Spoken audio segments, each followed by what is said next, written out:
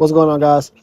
Let me tell you about this story I had when I was exploring Pressman's home at night, and it was probably one of the most bizarre interactions I think I've ever had. So, I was planning to explore Pressman's home around 12 a.m. I've heard, some rumblings that, it may be haunted, so I wanted to go see if I could find anything, feel anything, or just catch anything on camera. So, we set out, we arrived. It was getting the camera equipment set up, and we had um, everything just about ready to go. And this truck had came down, and he stopped, and he was like, "Be careful going in there. There's something in there that you guys need to watch out for." And I was like, "Okay, what is it?" And he said it was something. He didn't exactly know what it was, that we just needed to be careful. It was like an animal, but it wasn't an animal.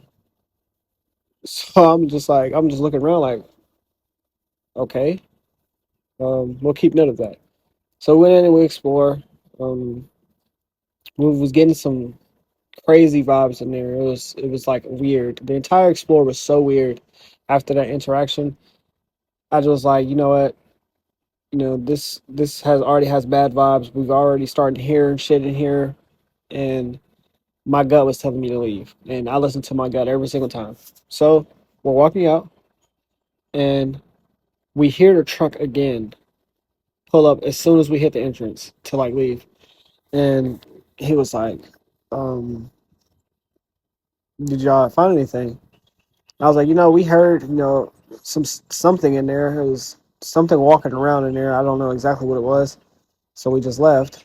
And he told us about the story of him and his buddy exploring in there, and smelling some grandma's perfume and seeing, shadows and all this stuff. And I was like, "Dang, that's crazy." I'm just ready to go at this point because it's like he's giving off a weird vibe now. Because what's the odds of him coming down as we're going in and coming down as we're leaving at the exact moment? You know what I mean? And then after that, we're about to leave, and as we're leaving, the owners pull up, so we're trying to hurry up and get out of there.